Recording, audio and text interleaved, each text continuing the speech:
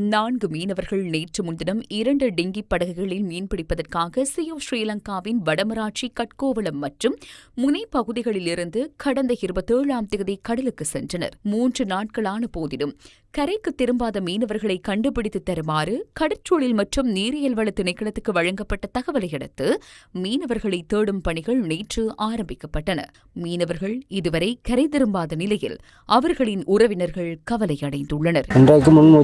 செஞ்சு தரோம் என்று சொல்லி இந்தியா உதவியுடன் எங்களை தேடி எங்களுக்கு மேல் மிச்சம் கவர்மெண்ட் நல்ல ஒரு உதவியை தேடி இன்னும் ஒரு கூடுதலான பூசை அனுப்பி எங்கள் அண்ணாவை பிள்ளைகளையும் ஏனைய போட்டையும் காணல மீட்டு தருமாறு தாமிடம் கேட்டுக்கொள்கிறேன்.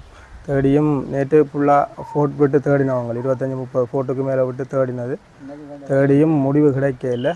அதை விட இன்றைக்கு வள்ளம் விட்டு தேடுறாங்க, வள்ளம் விட்டு தேடி போயிருக்கிறாங்க. இன்னும் வள்ளத்தின் முடிவு வர இல்லை. இந்தியாவின் அனுமதியுடன் அவர்களின் எல்லைக்குள் சென்றும் தேடுதல் முன்னெடுக்கப்படுவதாக முனை கடற்றொழிலாளர் சங்கத்தின் தலைவர் தெரிவித்தார். மயிலிட்டியிலேருந்து ஒரு டேங்க் போட்டை இப்போ தான் விட்டுட்டு வரோம். பருத்துறை ஜெட்டியிலேருந்து ஒரு டேங்க் போட்டை விட்டுட்டு வரோம். இந்தியாவின் அனுமதியோடு அவையின் போர்டருக்குள்ளே போய் தேடுறதுக்காகிய நடவடிக்கை எடுக்கப்பட்டு இப்போ 2 டேங்கரும் போய்விட்டு அவையின் எல்லையை தாண்டிட்டோம். எங்களுக்கு அவையின் பைலஸ் மூலம் அறிவிச்சிருந்தோம், நாங்கள் இந்தியா போர்டருக்கிட்ட போட்டோம்னு சொல்லியிருந்தோம். ஆனால் இதால் இனி அவையின் முடிவை பார்த்து கொண்டு தான் அந்த குடும்பங்கள் எதிர்பார்த்துட்டு இருக்கணும். தேடுதல் இதில் நடந்துகிட்டு இன்னும் அதுக்காக நல்ல பதில் எங்களுக்கு இன்னும் கிடைக்கவில்லை. நல்ல பதிலாக கிடைக்கணும்னு தான் எதிர்பார்த்து கொண்டிருக்கிறோம். இதனிடையே கடலுக்கு சென்று காணாமல் போன 4 மீனவர்களை தேடும் பணிகள் தொடர்ந்து முன்னெடுக்கப்படுவதாக கடற்படை பேச்சாளர் கமாண்டர் புத்திக சம்பத் இன்றும் தெரிவித்தார். நேற்றிரவும் ஷிப்பின் ஏர்கிராப்ட் ரக கப்பல் மற்றும் கடற்படையின் விசேட தேடுதல் படகின் மூலம் தேடுதல் பணிகள் முன்னெடுக்கப்பட்டதாக அவர் கூறினார். கட்கோவளம் என்கின்ற பருத்தித்துறை பிரதேசத்திலே 2 படகுகள் இன்றைக்கு காணாமல் போயிருக்கின்றது. படகுகள் சென்ற 4 இதுவரைக்கும் கண்டுபிடிக்க முடியாமல் இருக்கின்றது. அவர்களுக்கு என்ன நடந்தது என்று தெரியவில்லை.